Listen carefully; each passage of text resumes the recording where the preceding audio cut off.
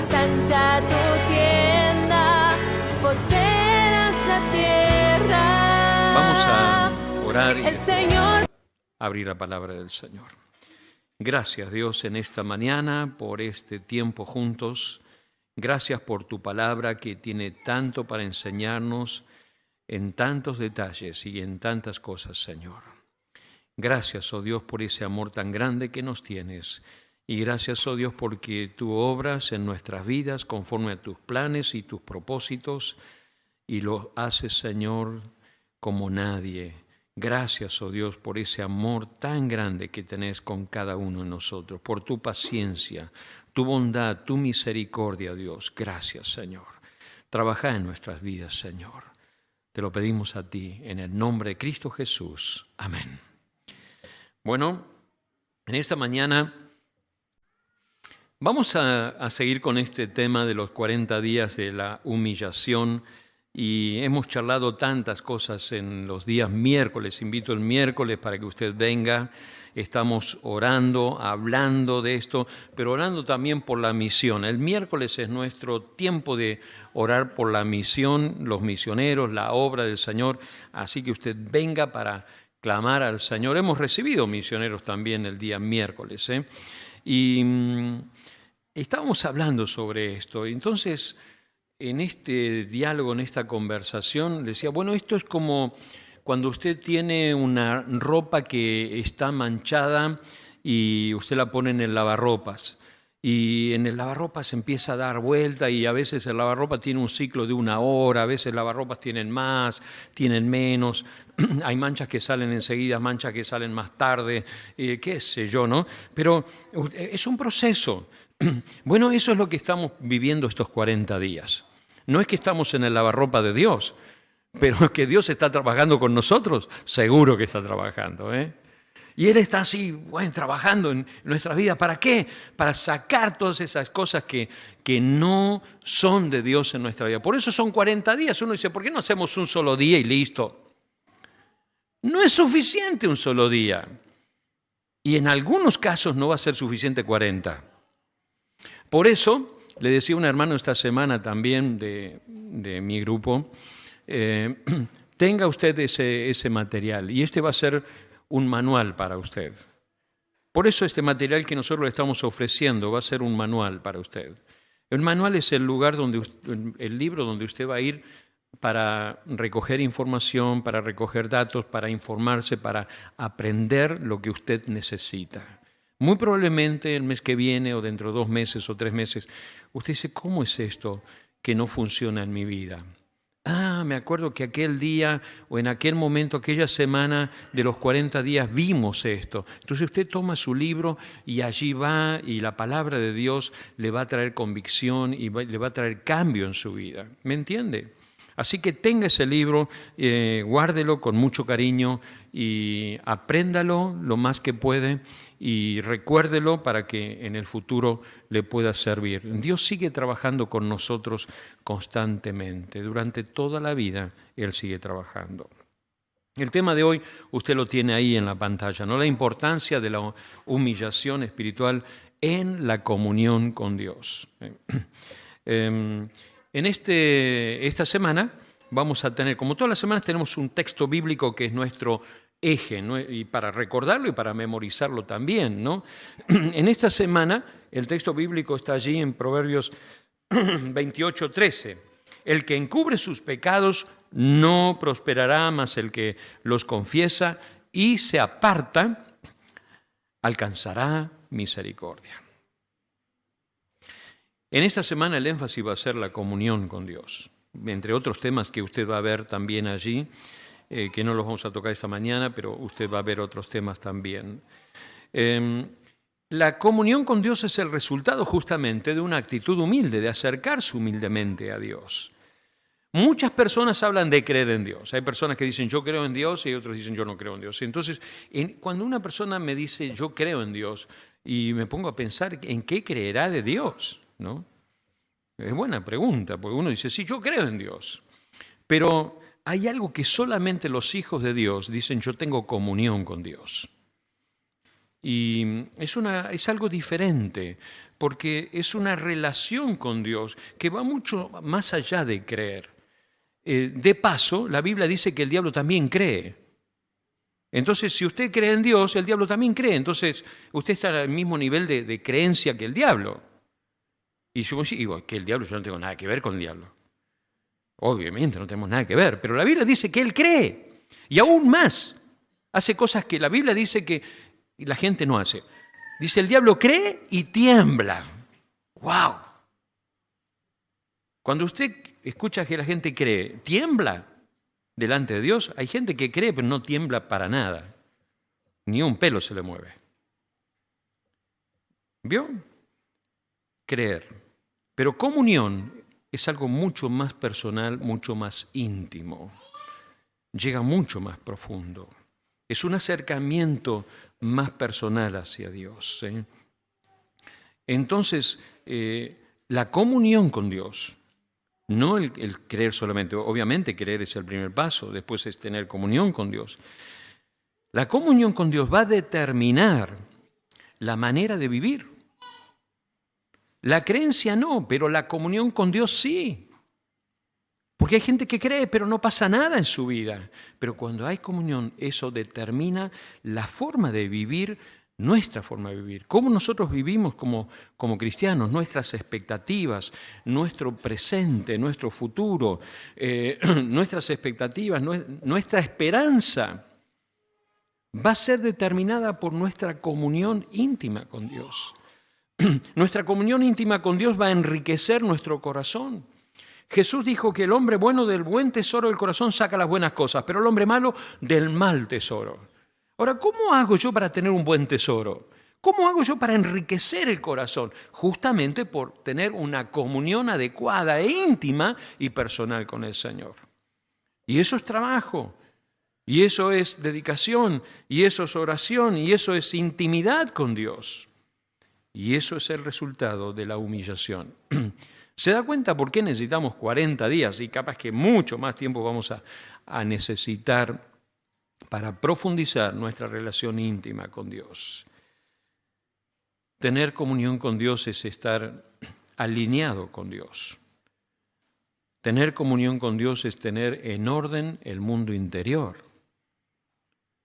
Andamos muy desordenados en nuestros pensamientos. De hecho, a muchas cosas la gente le dice lo bueno es malo y lo malo es bueno. Eso es un desorden total, un caos. Y mucha gente vive con ese caos interior, ese desorden interior.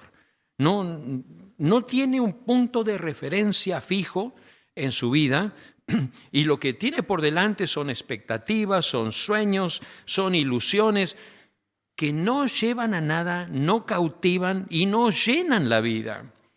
Y el resultado es desorden. Necesitamos comunión, necesitamos intimidad con Dios. Lo necesitamos, pero esto surge a partir de la comunión con Dios. Miren, 1 Corintios 1, verso 9, dice ahí, el texto que sigue, el que sigue aquí. Fiel es Dios, por el cual fuisteis llamados a la comunión con su Hijo Jesucristo nuestro Señor. Pablo le está diciendo esto a una iglesia, la iglesia de Corinto, una iglesia desordenada, tenía todos los problemas que uno quiere buscar en una iglesia, lo tenía en Corinto, había de todo ahí, todo tipo de problemas. Pero sin embargo, cuando escribe el primer capítulo, dice, fiel es Dios y ustedes fueron llamados a la comunión con el Hijo. ¿Por qué? Pablo establece para la iglesia los fundamentos de una iglesia saludable, de una iglesia sana y de una vida saludable. Uno cree que tiene una vida sana porque no tiene ninguna enfermedad. Bueno, eso es un concepto relativo. Es verdad, humanamente podría decir, sí, estoy sano. Pero ¿y qué pasa adentro? Somos cuerpo, somos alma, somos espíritu. ¿Qué pasa adentro nuestro? Uno puede estar sano en su cuerpo, pero puede tener un desorden, un caos interior y no sabe qué hacer con su vida y a dónde ir. ¿Se da cuenta? fuimos llamados a la comunión con su Hijo Jesucristo. Pablo le estaba diciendo a esta iglesia tan desordenada, estaba desordenada de afuera y desordenada de adentro, porque tenía desorden ético, desorden moral y desorden espiritual, de todo lo tenía. Pero sin embargo él pone la base de la salud de la iglesia y la salud espiritual del creyente. Fuimos llamados a la comunión. ¿Es importante la comunión? Claro que es importante. Entonces, como muchas veces hago, me hice algunas preguntas y se las planteo a ustedes y se las respondo también las preguntas. Vamos por orden. Primero, ¿por qué se pierde la comunión con Dios? ¿Qué hace que se pierda la comunión con Dios? Si es tan importante, si es tan valiosa, ¿por qué se pierde? ¿Es que la hemos tenido? Sí que la hemos tenido. Pablo dice, fuimos llamados a la comunión. ¿Cuándo fuiste llamado a la comunión? Fuiste llamado a la comunión aquel día que te entregaste a Jesucristo como tu Salvador. Le dijiste al Señor que entre en tu corazón, que perdone tus pecados, que sea tu Señor. Fuiste llamados a tener una comunión íntima y personal con el Señor. Y uno dice, bueno, sí, pero eso pasó antes en mi vida. Y hoy día, ¿qué es lo que ha pasado en tu vida? ¿O qué es lo que está pasando en tu vida? No solamente lo que pasó, sino que está pasando ahora, ¿no? Entonces, la pregunta, ¿por qué se pierde la comunión con Dios? ¿Qué hace que se pierda la comunión con Dios? Y la respuesta la tiene, por supuesto, la palabra de Dios. Y miren Isaías 59, verso 2. Dice el profeta Isaías, el pasaje de Isaías 59, abra su Biblia ahí en Isaías y yo le digo, recuerde este pasaje bíblico, usted recuérdelo, señálelo, márquelo, ponga un señalador ahí, es muy elocuente de la realidad que plantea todo el capítulo 59, pero no lo vamos a leer todo, solamente me voy a detener en el versículo 1 y el versículo 2. Dice, he aquí que no se ha acortado la mano de Jehová para salvar, ni se ha agravado su oído para oír. Comienza con una expectativa, con una palabra, como Dios está diciendo, no me he cerrado, no he terminado, estoy abierto a escuchar, te escucho. Pero mire lo que dice en el verso 2 inmediatamente y de ahí para abajo léalo usted todo lo que sigue. Pero dice Dios, vuestras iniquidades han hecho división entre vosotros y vuestro Dios, y vuestros pecados han hecho ocultar de vosotros su rostro para no oír. ¿No? Qué tremendo que dice acá. Hay otra de las traducciones que tengo ahí en la pantalla, dice, son los pecados de ustedes los que crean un abismo tremendo entre ustedes y su Dios. ¿Vio que la gente dice, ¿usted cree en Dios? Sí, yo creo en Dios. ¿Y Dios qué está diciendo? ¿Qué dice Isaías 59? Hay un abismo. ¿Qué es un abismo? Un precipicio. Hay una barrera infranqueable. No podés hacer un puente. Dios dice, hay una barrera. ¿Y qué produjo esa barrera? Son los pecados de ustedes. Los que crearon un abismo entre ustedes y su Dios, son sus delitos los que hacen que oculte su rostro y no los oigas por no verlos ni oírlos. Son sus delitos los que hacen que oculte su rostro. Y siga leyendo el pasaje de Isaías 59. Muy descriptivo, muy descriptivo. ¿Por qué se pierde la comunión con Dios? Usted puede seguir creyendo en Dios, puede seguir creyendo. El diablo no tiene comunión con Dios. El diablo no sabe nada de lo que es la comunión. Pero cree, claro que cree, y tiembla también. Hay mucha gente que cree en Dios. Pero a las personas, a ti y a mí, Dios nos da el privilegio de tener comunión con Él. Y esto cambia la historia, y esto cambia la vida. Y eso es lo que queremos aprender. En esta semana el tema va a ser ese. Miren Proverbios 15:29, lo que dice. El Señor se mantiene lejos de los impíos, pero escucha la oración de los justos. ¿Qué dice? El Señor se mantiene lejos de los impíos, pero escucha la oración de los justos. Otra vez, habría muchísimos más pasajes de las Escrituras para reforzar esta verdad que está revelada en la palabra de Dios. No es suficiente creer. Aún más, hay que dar un paso más. Es confiar. Es tener intimidad con el Señor. Es tener comunión con Él. Es tener comunión con nuestro Dios. Y Dios nos da a nosotros este privilegio enorme de tener esa comunión e intimidad con Él. La limpieza espiritual es esencial en la vida. Necesitamos una vida limpia delante de Dios. No delante mío, no delante de los demás. El apóstol Pablo dice esas frases que a mí me lleva a pensar muchísimo, y ya se la repetí, usted ya me la va a escuchar de vuelta. Pablo decía esto, ¿no? Procuro tener una conciencia limpia delante de Dios y delante de los hombres. ¡Qué desafío tremendo!, ¿no? Quiero que busquemos también otro pasaje que dice algo muy parecido a esto, Eclesiastés 9:8. Busquen su Biblia, Eclesiastés 9:8, va a aparecer en la pantalla también, ¿no? Ahí está. Miren, me encanta la poesía bíblica, porque tiene un poder de síntesis la palabra de Dios increíble y un poder de contenido fantástico. Dice, en todo tiempo sean blancos tus vestidos. Obviamente que no está diciendo que tengo que andar vestido de blanco todo el día. Si usted lo quiere tomar literal, tómelo literal y vístase de blanco, porque la Biblia dice que hay que vestirse de blanco. A ver quién está cumpliendo con la Biblia aquí hoy. Todos los que tienen blanco. No dice eso, no dice eso. ¿Usted entiende? El Jesús decía, ¿no? El que lea, entienda lo que lea. En todo tiempo sean blancos tus vestidos y nunca falte ungüento sobre tu cabeza. No quiere decir que me tengo que vestir de blanco y andar con perfume en la cabeza todo el tiempo. Usted entiende lo que está diciendo. Está hablando de pureza. Está hablando de pureza. Está hablando de pureza que hay en el corazón.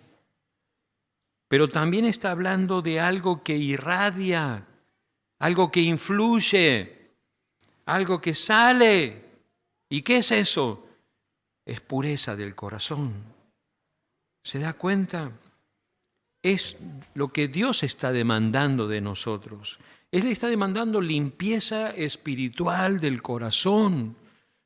Y que esa limpieza se vea.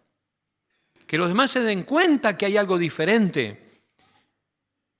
No para que te digan qué rico perfume tenés, sino para que glorifiquen el nombre de Dios, para que honren a Dios y deseen tener a ese Señor que vos amás también.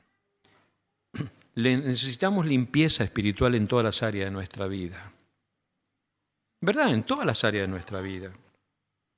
Cuando uno tiene comunión con Dios, hay algo interesante, ¿no? Que cuando se hablaba en el Antiguo Testamento de los sacerdotes, que venían a ministrar delante de Dios, tenían que vestirse con ropa limpia, se tenían que bañar, y uno dice, ¿qué tiene que ver el aspecto físico? Pues tiene que ver. Lo que nosotros somos exteriormente habla de lo que pasa dentro. No es que vamos a estar diciendo, te tenés que cortar el pelo, la pollera más larga, los pantalones aquí. No, nada que ver con eso. Dios está mirando el corazón, pero cuando tu corazón vive en la presencia de Dios, tu forma de presentarte habla de la presencia de Dios. ¿Me entiendes? Al que lee, entienda. Dios demanda santidad. Dios demanda santidad, sin la cual, dice la Biblia, nadie verá al Señor. ¿Se da cuenta? ¿Por qué se pierde la comunión? Por causa del pecado. Por causa del pecado. Ahora, debe haber en nosotros esta actitud que había en el salmista también. Miren el Salmo 139, este pasaje que lo vamos a ver muchas veces y lo vamos a considerar muchas veces. Salmo 139, versos 23 y 24, los últimos dos versículos del Salmo. Examíname, oh Dios, examíname, Dios, y conoce mi corazón, pruébame, conoce mis pensamientos y ve si hay en mí camino de perversidad y guíame en el camino eterno. El pecado tiene consecuencias gravísimas en la vida. A veces nosotros no le damos el peso que el pecado tiene, pero el pecado tiene consecuencias graves, gravísimas en la vida. Tuerce, por ejemplo, el pecado tuerce los valores que una persona tiene. ¿Por qué las personas hacen lo que hacen? Las personas hacen lo que hacen porque antes tienen adentro suyo un tesoro, tienen un móvil, tienen motivación, tienen una voluntad que está contaminada con la santidad de Dios en buen sentido o con el pecado. Entonces uno, cuando la santidad de Dios, la presencia de Dios, la comunión íntima con Dios me llena el corazón, me impregna el corazón, los actos revelan qué está en el corazón, pero cuando el pecado contamina el corazón, los resultados son terribles. Tuerce los valores. El pecado quita la luz de la vida y hace que uno pierda la luz. Y no tenemos luz. Quita la esperanza. El pecado aleja la seguridad. Nos hace sentir totalmente inseguros. El pecado daña el cuerpo, lleva malas decisiones, quita la paz del alma, produce confusión. Y uno podía seguir con la lista, ¿no? El salmista David decía, mientras callé, se envejecieron mis huesos en mi gemir todo el día. ¿Qué cayó? Usted sabe lo que cayó David. Cayó su pecado. Guardó su pecado adentro. Y uno puede decir, bueno, sí, pero yo no cometí el pecado que hizo David. Bueno, puede ser que usted no haya adulterado como adulteró David, dejó una mujer embarazada, un niño que después se murió y todo lo demás, mandó matar al marido. Realmente terrible este David, ¿no? Terrible. Sin embargo, este David, que cometió tan aberrante acción de vida, Dios trabajó en su vida, Dios lo levantó, Dios lo perdonó y lo hizo uno de los reyes más grandes de Israel, que hasta el día de hoy la bandera de Israel tiene la bandera de David. Y es la bandera de la nación, obviamente, va a seguir siendo. Es la bandera que David tenía como identificación en su gobierno. Tremendo. Pero sin embargo fue un hombre que pecó y cometió actos aberrantes. ¿Qué lo cambió? ¿Qué fue lo que lo cambió a él? Justamente fue el arrepentimiento, la humillación y buscar la intimidad con Dios, que en el Salmo 51 se describe. Tengo una segunda pregunta. ¿Cómo se restaura la comunión con Dios? ¿Cómo restauramos? Ya vimos que el pecado produce cosas terribles en nuestras vidas, ¿no? En el Salmo 51, 17, justamente hablando de David, dice esto: los sacrificios de Dios son el espíritu quebrantado, y al corazón contrito y humillado no despreciarás tú, oh Dios. Observen que Dios está dispuesto a escuchar. Como decía en Isaías 59, verso 1, he aquí que no se ha cortado la mano de Jehová. O sea, Dios no se escondió, no desapareció, no cortó su mano. Dios sigue extendiendo la mano para ayudarte, para sostenerte, para levantarte, para transformarte. Lo sigue haciendo. Y David dice, agrega algo más. Eso es lo que Dios hace. Pero Dios quiere ver en parte nuestra algo. Al corazón contrito y humillado no despreciarás tú, oh Dios. ¿Qué espera ver Dios? Humillación. Humillación. En verdad, no es algo sencillo y no es algo fácil humillarnos delante de Dios. Es justamente reconocer mi necesidad, reconocer mi posición, reconocer mi deficiencia, reconocer mi pecado, reconocer mi falta y decir, bueno, Dios, vos sos el que tiene la autoridad y el que tiene lo que yo necesito, el perdón. Y Dios perdona cuando me acerco a Él. David pecó, pero fue restaurado, como dije recién. En el Salmo 32, versos 5 al 7, que aparece ahí está largo, pero no sé si lo leen, pero abra su Biblia y lo va a ver en el Salmo 32, versículos 5 al 7. En la Reina Valera contemporánea dice, te confesé mi pecado. Comienza por ahí, te confesé mi pecado. No oculté mi maldad, nada. Me dije, confesaré al Señor mi rebeldía y tú perdonaste la maldad de mi pecado. Ese es Dios, ese es Dios. Yo he escuchado personas que dicen, no, pero si yo me lo propongo, yo cambio, dejo esto, dejo lo otro, yo tengo adentro, tengo la intención de hacer cosas buenas. Bueno, sí, el mundo está lleno de buenas intenciones, ¿vio? Y mucha gente dice, yo me lo propongo y lo dejo y lo cambio, pero nunca se propone porque nunca cambia nada. No se trata de eso. Se trata de esto que dice la palabra de Dios. Te confesé mi pecado. Necesito confesar el pecado con nombre. Yo he pecado, Señor, yo pequé. También tenemos un problema que me está pasando a mí, que me olvido muchas cosas, ¿no? Y uno se olvida. Pero hay cosas que uno quiere olvidar. Y hay cosas que no queremos olvidar y no nos olvidamos. Pero hay cosas que sí quiero olvidar. Y hay cosas que mejor no me acuerdo. Entonces necesito algo más, porque hay algo adentro mío que me estorba y no estoy disfrutando la presencia de Dios y la intimidad con Dios. Entonces digo, ¿qué me pasa a mí? ¿Qué está pasando dentro mío? Es ahí donde tengo que ir en humildad y humillarme delante del Señor y decir, Señor, acá estoy, me humillo, me quebranto, Señor. Móstrame qué está pasando dentro mío. Es la actitud del salmista, examiname, oh Dios. Es la actitud del salmista de decir, Dios, mostrame lo que está dentro que yo no me acuerdo o no quiero acordarme. ¿Qué está dentro mío? Y es poder blanquear todas las cosas delante de Dios.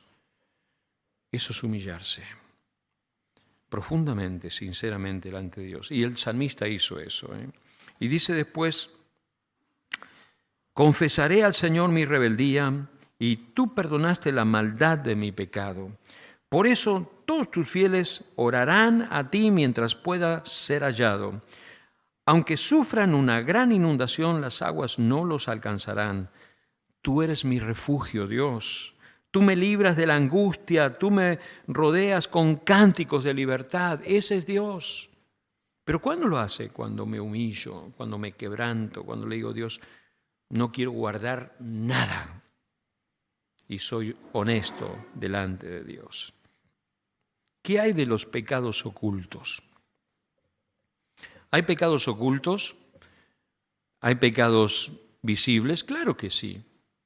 Claro, hay pecados visibles, hay pecados evidentes, ¿no?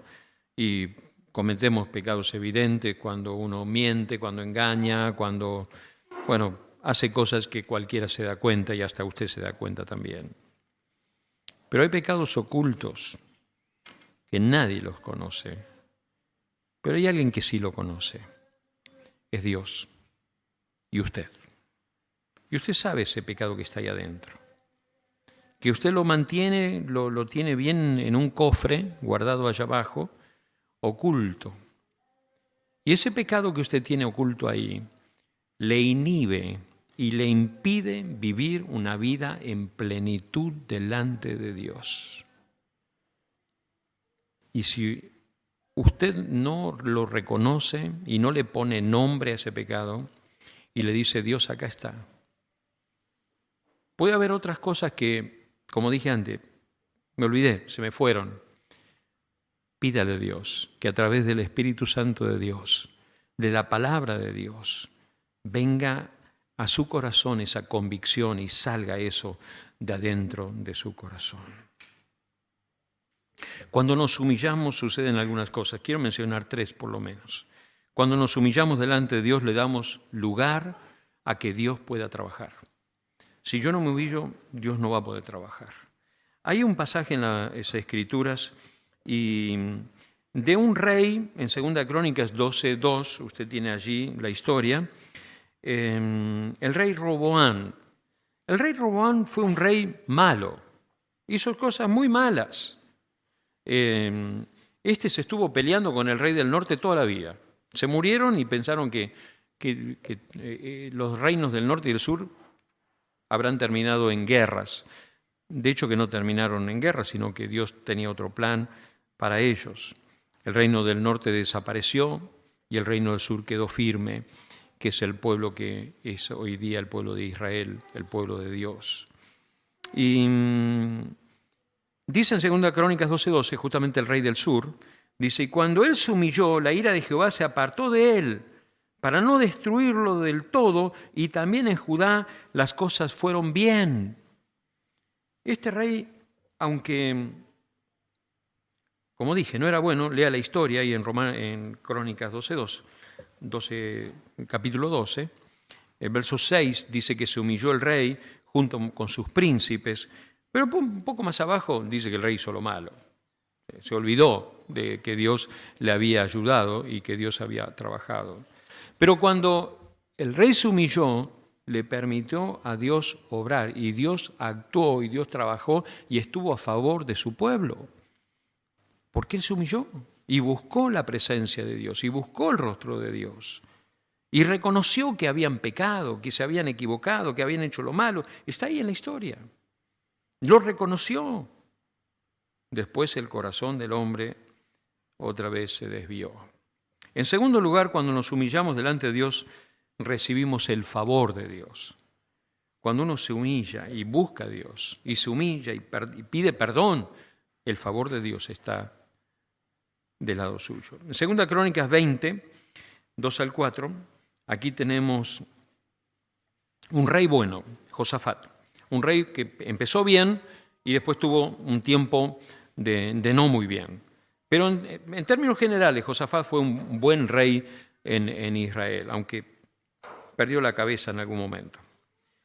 Dice en 2 Crónicas 20, 2-4, y acudieron algunos y dieron aviso a Josafat diciendo, contra ti viene una gran multitud del otro lado del mar y de Siria, y aquí están en Hasezón Tomar, que es en Gadi. Entonces él tuvo temor y Josafat humilló su rostro para consultar a Jehová e hizo pregonar ayuno a todo Judá, y se reunieron los de Judá para pedir socorro a Jehová, y también de todas las ciudades de Judá vinieron a pedir ayuda a Jehová. Aquí lo tienen. Es un rey que buscó la presencia de Dios y todos los demás lo acompañaron y fueron y lo siguieron y obtuvieron realmente el favor de Dios. Era algo imposible de enfrentar. Yo lo que veo también en este pasaje, una enseñanza interesante, porque dice aquí, vino una mala noticia. Contra ti viene una gran multitud del otro lado del mar, y aquí están, malísima noticia. Son tantos que nos van a pasar por arriba, no va a quedar nada acá. ¿Sí? ¿Qué hace usted con las malas noticias? De paso lo vamos a ver en semanas posteriores, el caso de Job. Job recibió 4 malas noticias. ¿Y qué hizo? Bueno, después usted lo va a considerar. Acá hay una mala noticia, malísima, pésima, terrible. ¿Qué hizo? Se humilló delante de Dios. Frente a una mala noticia, uno puede tomar un camino loco, hacer cualquier locura, disparar para cualquier lado, complicar más la historia, complicar más su vida.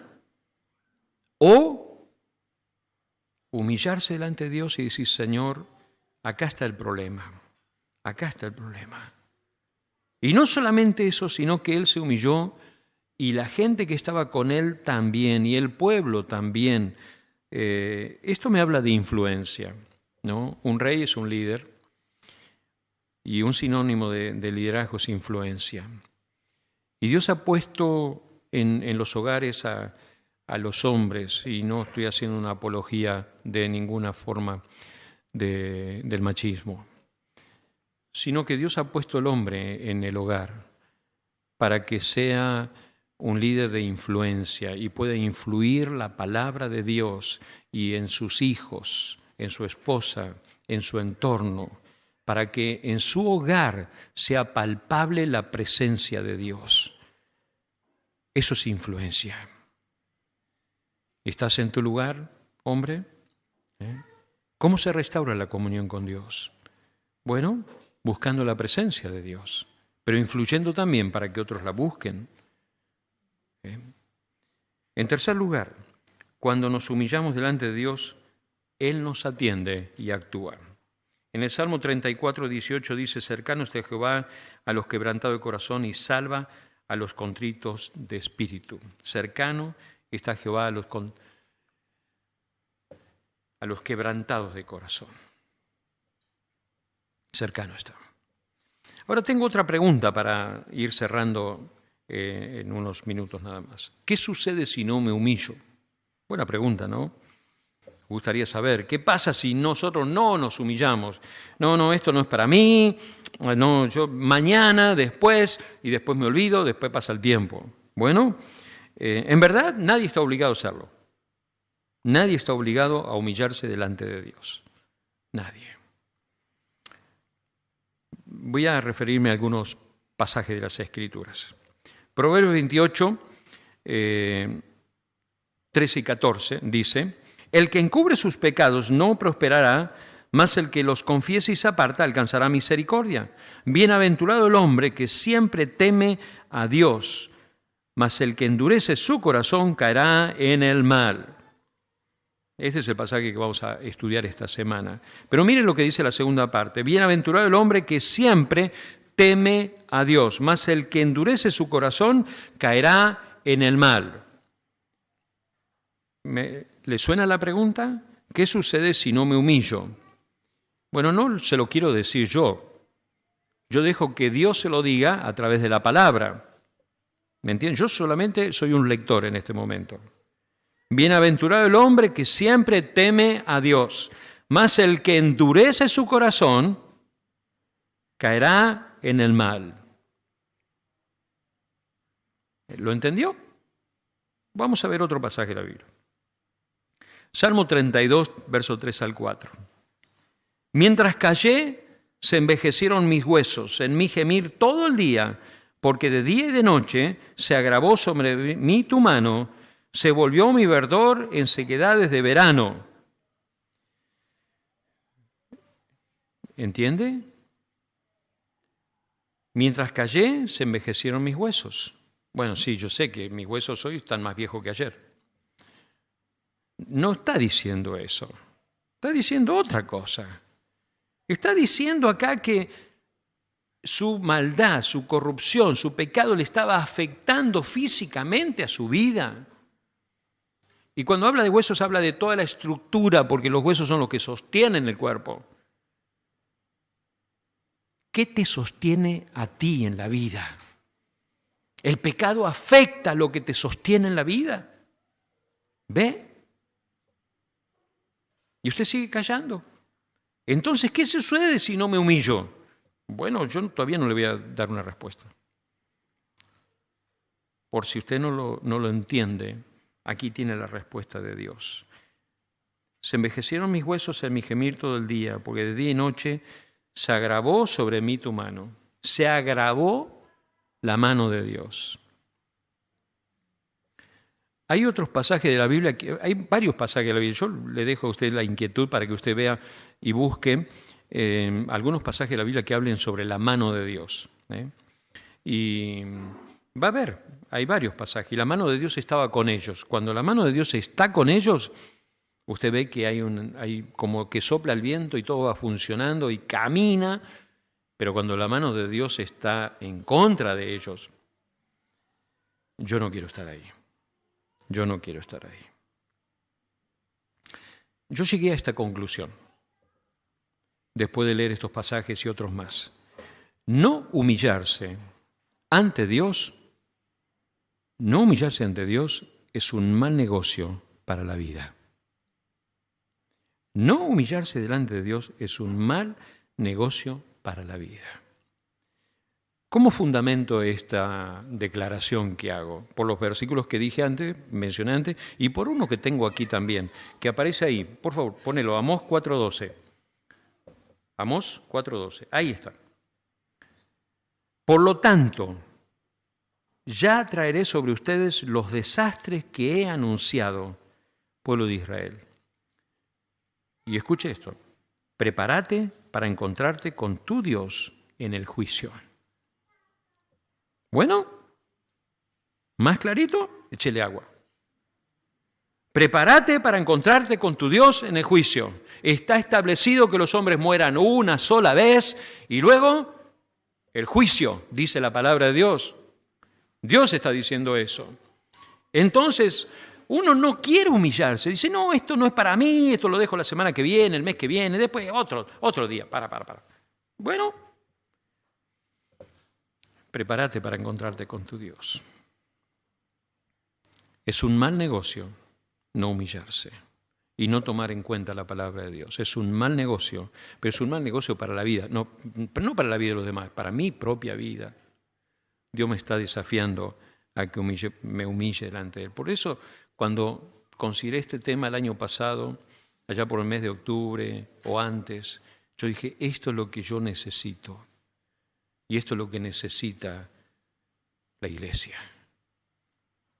Humillarnos delante de Dios.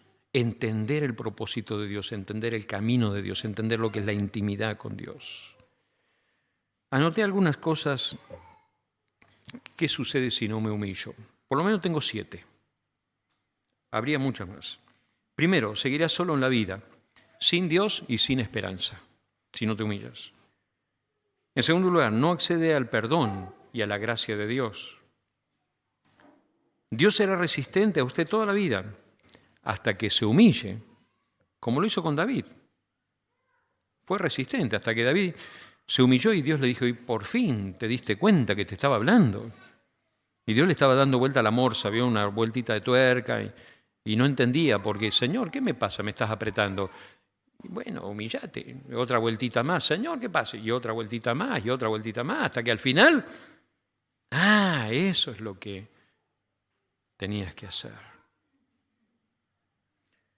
Si no nos humillamos delante de Dios, muchas veces vamos a perder el control de nuestra vida. Vamos a perder el control. Vamos a perder la cabeza, como dice uno. Y vamos a terminar haciendo cosas locas y diciendo cosas fuera de lugar. En quinto lugar, cuando no nos humillamos delante de Dios, hay una decadencia espiritual. Hay más orgullo, hay más decadencia y más de lo mismo, y entramos en una rueda cada vez más decadente. En sexto lugar, seguirás su propio camino, obviamente. Si no te humillas, vas a seguir tu propio camino. Y en séptimo lugar, vamos a terminar adoptando máscaras que van a quitar tu verdadera identidad. Vas a dejar de ser auténtico y te vas a estar ocultando constantemente porque el pecado no te deja ser auténtico. Necesitamos humillarnos delante de Dios, lo necesitamos. ¿Cuándo comienza la humillación espiritual? En primer lugar, cuando reconocemos nuestras faltas y nuestros pecados. Cuando nos arrepentimos de verdad delante de Dios y cuando pedimos perdón a Dios y hay un cambio. Mire lo que dice 1 Juan 1:9. Si confesamos nuestros pecados, Él es fiel y justo para perdonar nuestros pecados y limpiarnos de toda maldad. ¿Qué necesitamos? Confesar el pecado y Él lo perdona. Y quiero terminar con este versículo de 1 Juan 1:6 y 7 que aparece allí. 1 Juan 1:6 al 7 dice, si decimos que tenemos comunión con Él y andamos en tinieblas, mentimos y no practicamos la verdad. Pero si andamos en luz como Él está en luz, tenemos comunión unos con otros y la sangre de Jesucristo, su Hijo, nos limpia de todo pecado. Tremendo texto de las Escrituras y palabra de Dios. Si yo digo que tengo comunión con Dios, que estoy viviendo en comunión con Dios, pero ando en tinieblas, ¿qué quiere decir andar en tinieblas? No lo tengo en cuenta Dios. Sigo mi corazón, sigo lo que dice el mundo, sigo la carne que está dentro mío, sigo las pasiones, peco contra Dios. Dios dice, eres un mentiroso, eres un mentiroso. Realmente tenemos que ponernos delante de Dios y decirle, Señor, ¿te estoy mintiendo? ¿Te estoy mintiendo? Y yo creo que como el pueblo de Israel muchas veces nosotros le mentimos a Dios. Y me estoy acordando de un pasaje de las Escrituras en el último libro del Antiguo Testamento. Abra su Biblia ahí. Antes de Mateo, Malaquías. Malaquías, ¿no? Malaquías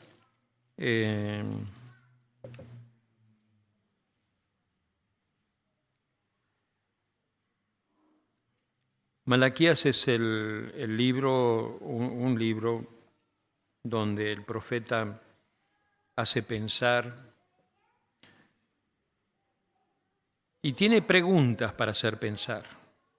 Las preguntas de Malaquías son muy profundas. Mire lo que dice Malaquías, por ejemplo, en el versículo 6. El hijo honra al padre y el siervo a su señor. Si pues yo soy yo padre, ¿dónde está mi honra? Y si soy Señor, ¿dónde está mi temor? Dice Jehová de los ejércitos a vosotros, oh sacerdotes, que menospreciáis mi nombre y decís, ¿en qué hemos menospreciado tu nombre? ¿En qué ofreces sobre mi altar pan inmundo? Y dijisteis, ¿en qué te hemos deshonrado? El pueblo había como naturalizado el desorden, había naturalizado lo banal, había naturalizado el culto a Dios y a Dios le estaban dando cualquier cosa. Ya no era lo más importante. ¿Qué estaba haciendo el pueblo? El pueblo estaba mintiéndole a Dios. Y el profeta dice, ¿dónde está mi honra? La verdad que tendríamos que hacernos esta pregunta, Señor, ¿en qué te he deshonrado? Señor, ¿en qué te he deshonrado? ¿En qué te he deshonrado? En mis decisiones. ¿En qué te he deshonrado? En mi vida interior. ¿En qué te he deshonrado? En mis finanzas. ¿En qué te he deshonrado? En mi familia. ¿En qué te he deshonrado? Frente a mis amigos. Muchas cosas. Uno realmente, si nos podemos a pensar en todo esto. Y Juan dice, si decimos que tenemos comunión con Él y andamos en tinieblas, mentimos y no practicamos la verdad. Pero si andamos en luz, como Él está en luz, tenemos comunión unos con otros. Quiero terminar acá, para que cada uno de nosotros oremos en este momento y digamos, Señor, acá estoy. Realmente, Señor, quiero humillarme. Aprendí que el camino de la humillación es el camino para entrar en tu presencia. Pero no es humillarse por humillarse. La humillación no tiene un atributo delante de Dios más que inclinarse y reconocer la soberanía y la grandeza de Dios. La humillación debe ir acompañada de arrepentimiento. La humillación debe ir acompañada de confesión de pecado. ¿Me entiende? Vamos a decirle al Señor, Señor, me humillo delante de ti. Arregle sus cuentas con Dios. Permita que Dios comience a trabajar en su vida de una manera distinta en esta semana. Y usted va a ver en profundidad todo esto durante toda la semana. Permita que Dios siga trabajando en su vida y saque todas las cosas, y no quede nada. Pero si usted está aquí por primera vez y escuchó la palabra de Dios hoy, y usted se da cuenta que usted también tiene que humillarse delante de Dios. Todos debemos humillarnos. Acá no tenemos privilegios. Pero usted ya aprendió que si usted se humilla, usted va a ser bendecido. Si usted se humilla, va a ser perdonado. Si usted se humilla, va a ser sanado. Si usted se humilla, va a ser restaurado. Si usted se humilla, Dios le va a dar esperanza, seguridad, perdón. Y va a ser morada en su vida. Dígale al Señor, Señor, quiero que entres en mi corazón y te acepto como mi Salvador personal. Hágalo en este momento, si nunca lo ha hecho. Gracias Dios por esta mañana, por este tiempo juntos y gracias por esta palabra. Señor, queremos presentarnos delante de ti como tú esperas que nos presentemos. Con esta actitud humilde, quebrantado, Señor. Trabajá en nuestras vidas conforme, Señor, a tus planes, a tu propósito y cómo, Señor, vos sabés que somos cada uno de nosotros. Gracias, Dios, porque te tomás el tiempo con cada uno y nos vas hablando, nos enseñás y trabajás en cada uno de nosotros. Aquí estamos, Señor. Nos inclinamos delante de ti y reconocemos que tú eres Dios y no hay otro fuera de ti. Señor, gracias porque tú nos levantas. Y gracias porque tú llenas la vida, Señor. Y gracias porque tú nos haces andar en luz, en esa luz que nos lleva a la vida. Gracias, Dios. Señor, te ruego por aquellas personas que aún no han tomado una decisión contigo. Bendecilas, oh Dios. Obra en su corazón. Gracias, oh Dios, por el perdón. Gracias por la salvación. Gracias por todo lo que tienes preparado para nosotros. Gracias, Señor, porque solamente vos ponés en orden el mundo interior, nuestro mundo interior. Señor, gracias, Dios. Honro tu nombre, Señor, y te doy gracias. En el nombre de Jesús. Amén. Ensancha tu